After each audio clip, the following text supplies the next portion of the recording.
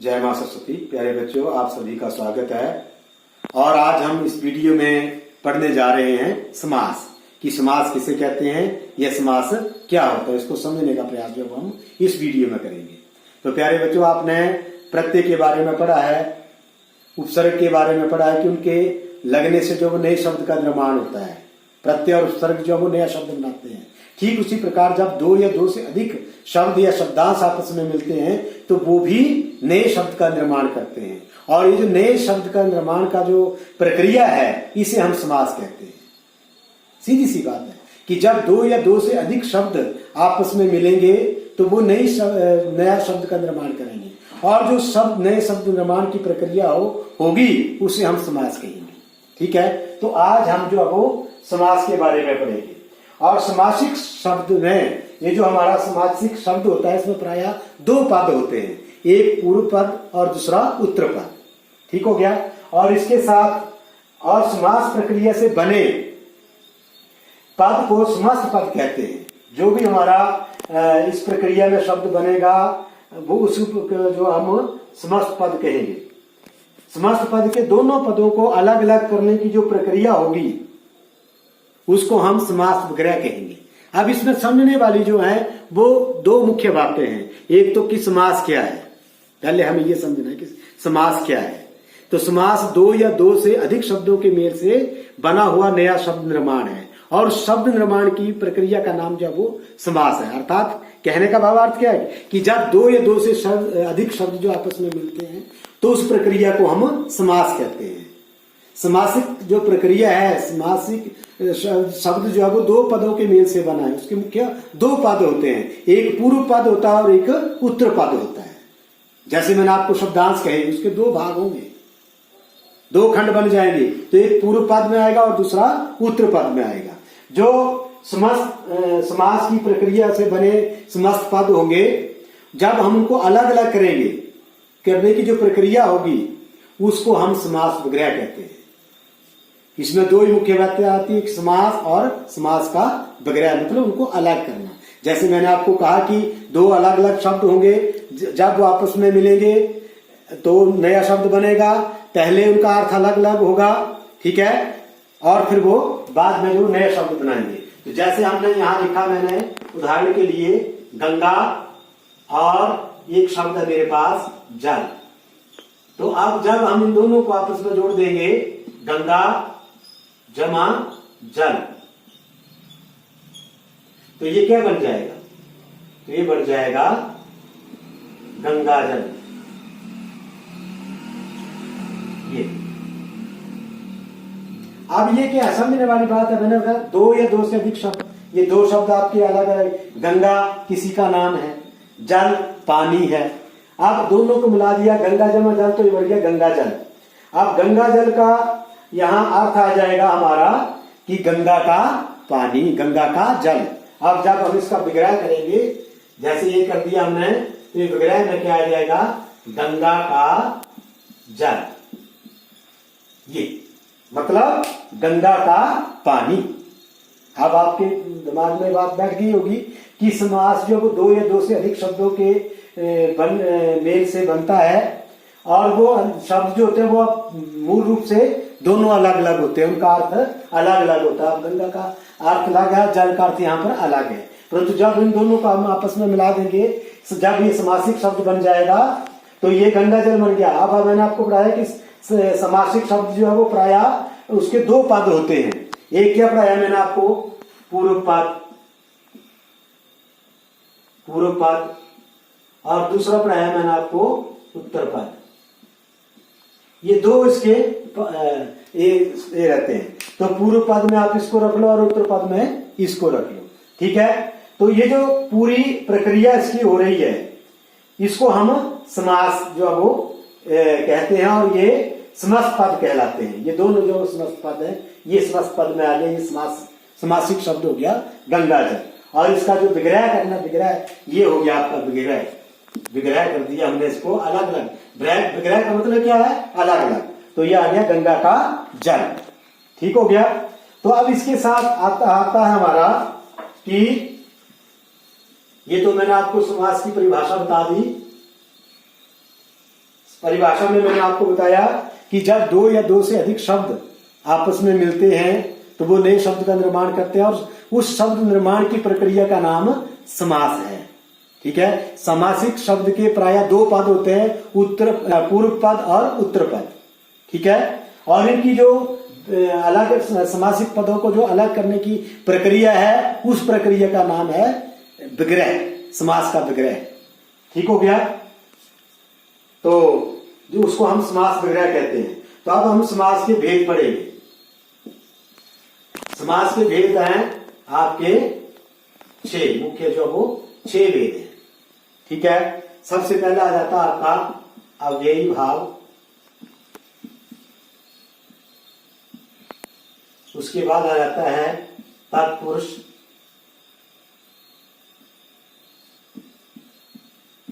तत्पुरुष समास, उसके बाद आ जाता है हमारा द्विगु,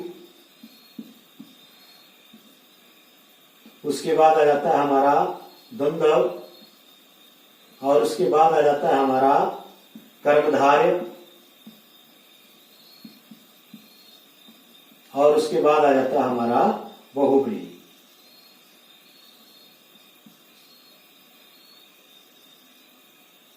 बहुव्रीहि समास, इनके साथ समास लग जाएगा, कर्मधारय समास, और यहाँ पे द्वंद्व समास, और यहाँ भी द्विगु समास, अव्ययी भाव समास, ये सारे समास हैं।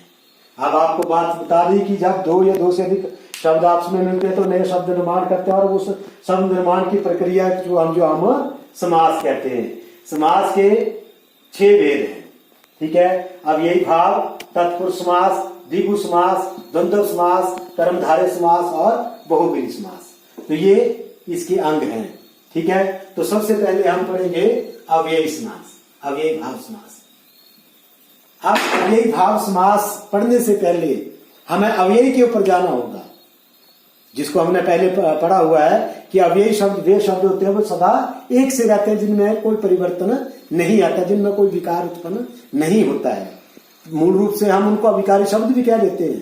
ठीक है, तो इसमें अव्ययी भाव में वही शब्द आ जाते हैं, जैसे प्रतिदिन, प्रत्येक। ठीक है, उसके बाद हमारा जो है वो, अब जैसे हमारा उदाहरण आ गया प्रतिदिन, दिन दिन के प्रति, प्रत्येक, एक एक के प्रति, है ना, तो ये इसका विग्रह हो जाएगा। तो ये अव्ययी समास है। ऐसे और अनेकों और शब्द आपको आप किताब में मिल जाएंगे। जब हम इनको आगे बढ़ेंगे तो हमें अलग अलग जो वो शब्द इसके मिल जाएंगे, परंतु इसको समझने का तरीका क्या कि अव्ययी में क्या आ जाएगा कि वे शब्द जो बदलते नहीं है, जो सदा एक से रहते हैं, मतलब उनमें कोई विकार नहीं होता है। आपने ये बात याद रखनी है। ऐसे यथाशक्ति आपका, तैसे ही जिस प्रकार मुझे याद आते जा रहे हैं आपको भी याद आते जाएंगे, पर उसका तरीका मैंने आपको बता दिया कि अव्ययी भाव, आपने समझना कि अव्ययी भाव होता क्या है कि अविकारी शब्द ही इसमें आ जाते हैं जिनमें कोई परिवर्तन नहीं होता, जो बदलते नहीं है, लिंग वचन आदि के द्वारा, वो आप जानते हैं। तो यहाँ प्रतिदिन, प्रत्येक मैंने आपको 2 उदाहरण दे दिए, एक यथाशक्ति का उदाहरण दे दिया। तो इसके बाद हम आगे चलेंगे, अगला जो हमारा वो है तत्पुरुष समास। तत्पुरुष समास, तत्पुरुष समास में आपने परसर्ग के बारे में पढ़ा होगा और कारक के बारे में पढ़ा होगा। ये दोनों एक ही चीज है। ठीक है, जिसको कारक के बारे में पता है और जो बच्चा कारक चिन्ह के बारे में जानता है वो बड़े आराम से तत्पुरुष समास को हल कर सकता है। ठीक है, तो जैसे मैंने यहां पर लिखा था, हमने उदाहरण दिया था पहले, गंगाजल। अब आपने समझना है, उदाहरण के लिए आपको बहुत सारे अलग अलग किताबों में अलग अलग शब्द, ढेरों सारे शब्द मिल जाएंगे, पर हमने भी यहां समझना है। अब मैंने यहां शब्द लिखा गंगाजल, ये समासिक शब्द बन गया। अब हमें इसका विग्रह करना है, तो गंगा, हाँ सभी बोलेंगे, वेरी गुड, गंगा का जल। अब ये दो अलग अलग शब्द थे, आपको मैंने उदाहरण में भी बता दिया। अब यहाँ क्या है, गंगा का जल, गंगा का जल, किसका जल, गंगा का। ठीक है, तो अब ये पद अलग हो गया और ये पद भी अलग हो गया और इसके बीच में क्या आ गया, कारक। बड़े कारक चिन्ह, आप बोलो कर्ता में कर्म को कर्ण से कौन से इसमें जाएगा, क्या हो गया इसका, संबंध, संबंध तत्पुरुष समास हो गई। हाँ, जब कई बार क्या होता है कि हमें याद नहीं आता है तो हमने गलत नहीं लिखा, तत्पुरुष समास इसको लिख देना है। अगर मानो आपको इसका नाम नहीं आ रहा है याद, कारक का नहीं याद आ रहा है, जैसे तो मैंने आपको बताया कि ये क्या जाएगा, संबंध तत्पुरुष समास। ठीक है, परंतु नहीं याद आ रहा तो आप तत्पुरुष समास भी लिख सकते हैं, परंतु कोशिश करनी है आपने। अगर हर जगह पूरे नंबर लेने हैं तो आपको ये याद होने चाहिए कारक चिन्ह, क्योंकि कई बार जो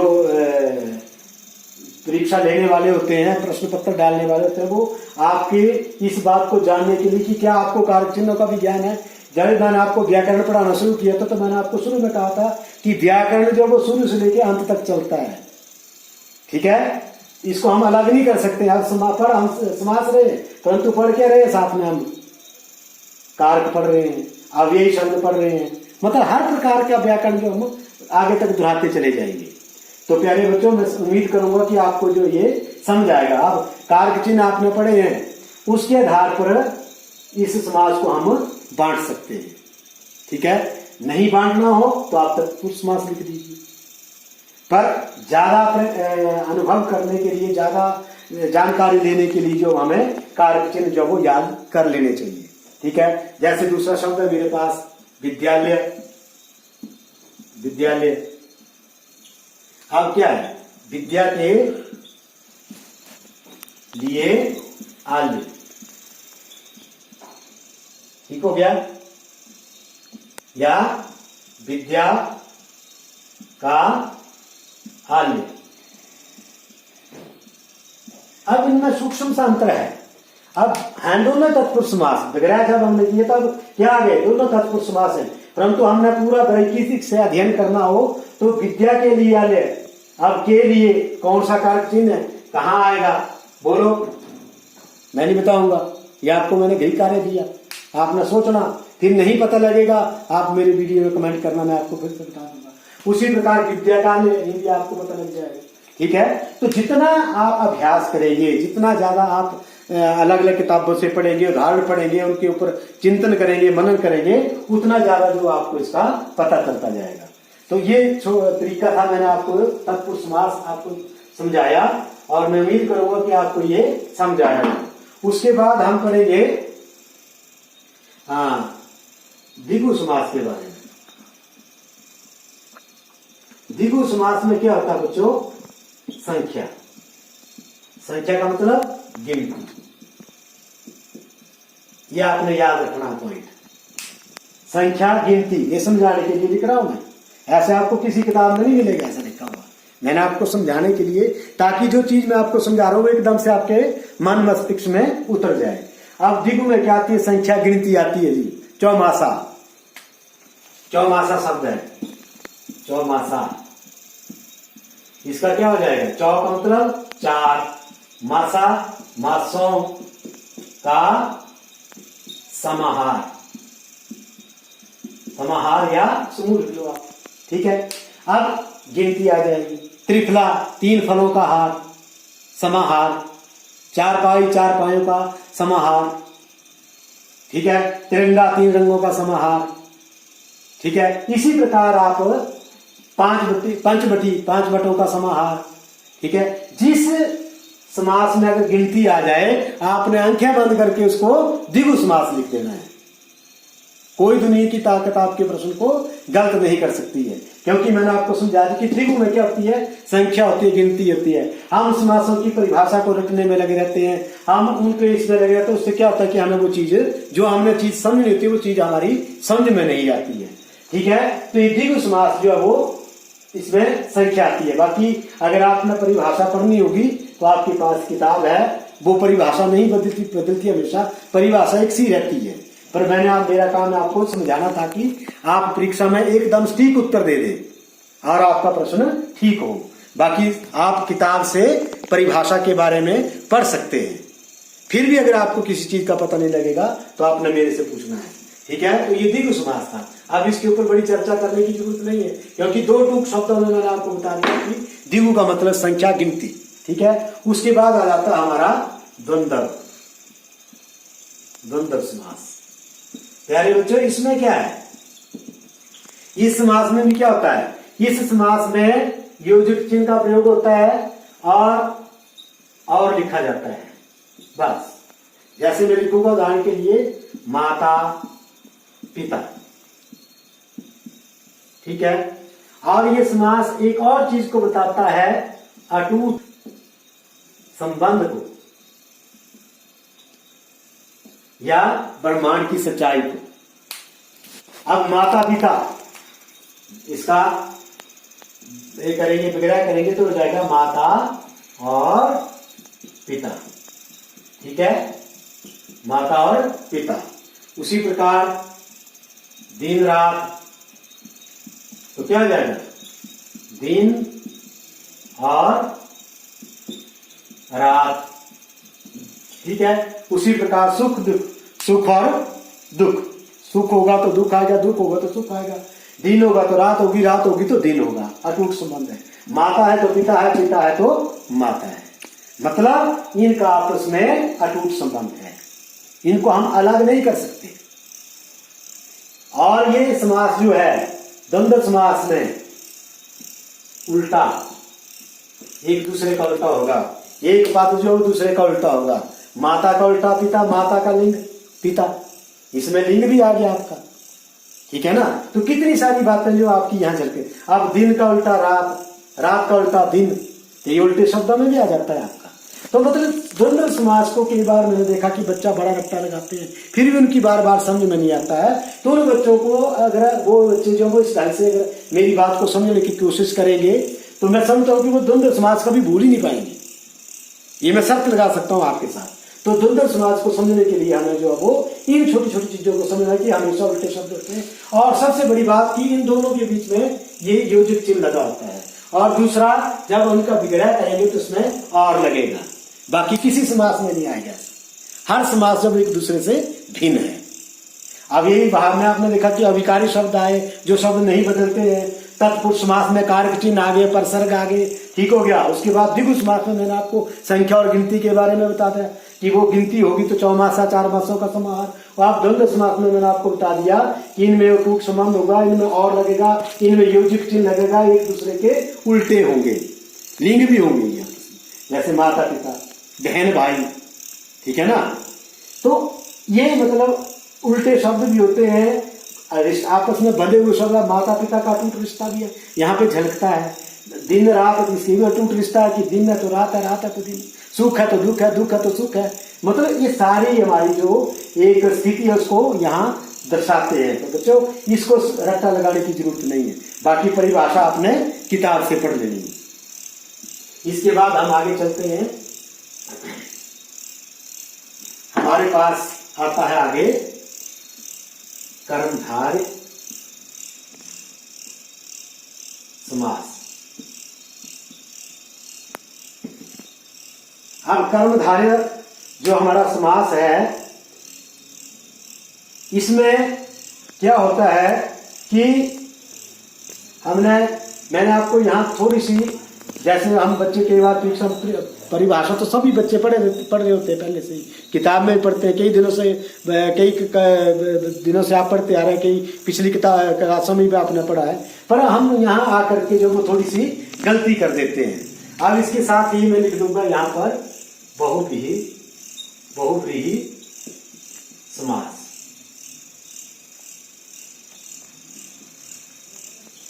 अब बड़े से बड़ा जो हमारा प्रतिभाशाली छात्र या छात्रा होती है, वो भी कई बार, बड़े से बड़ा मतलब विद्वान व्यक्ति भी कई बार क्या होता है कि हम दोनों के बीच में गच्चा खा जाता है, उसको धोखा लग जाता है, परेशानी में पड़ जाता है, क्योंकि दोनों समाज में मूल रूप से देखने में एक से लगते हैं। अब अगर हम बात करें इसकी कर्मधारय समास की, तो इसमें परिभाषा जब हम पढ़ेंगे तो इसमें हम ये देखते हैं कि जो कर्मधारय है वो पूर्व पद जो होगा उसका वो विशेषण होगा और जो उत्तर पद होगा वो उसका विशेष्य होगा। जैसे हम उदाहरण दे दूं मैं आपको, नील कमल। अब एक जो वो विशेषण होगा और दूसरा विशेष्य होगा। ठीक हो गया? ये तो आप विशेषण में समझते हैं, क्योंकि आप चौथी से तीसरी चौथी से हम संज्ञा सर्वनाम विशेषण वगैरह जो पढ़ना शुरू कर देते हैं। तो अब मैं उसकी चर्चा के ऊपर ज्यादा नहीं जाऊंगा, परंतु वही बात आ गई कि व्याकरण जी की लड़ी की तरह वो माला की तरह एक दूसरे से जुड़ा हुआ है। अब देखो आपको विशेषण की जरूरत कहाँ पड़ गई? अगर विशेषण पता होगा, विशेष्य पता होगा तो आपको एकदम से पता चल जाएगा, मेरी बात एकदम से समझ जाएंगे। तो नील कमल है ना। अब नील कमल का जो हम क्या कर देंगे, यहाँ पर विग्रह कर देंगे, इसको हम अलग कर देंगे। तो ये आ जाएगा नील जमा कमल, और इसका जो सही विग्रह होगा वो होगा नीले रंग का कमल। ठीक है? या नीला है जो कमल। ठीक है? नीला है जो कमल, अभी आपने याद रखनी।